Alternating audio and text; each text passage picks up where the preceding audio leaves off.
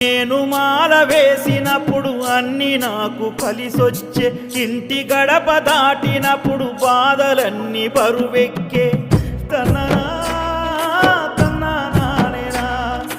నాకు ఆఖరైనప్పుడు కన్న తల్లి గుర్తొచ్చే, నాతో ఎవరు లేనప్పుడు తండ్రి నాకు యాదొచ్చే. నేను అలసిపోయిన గానీ నరకయాతనెంతున్న గానీ, తనువు తల్లడిల్లిన గానీ,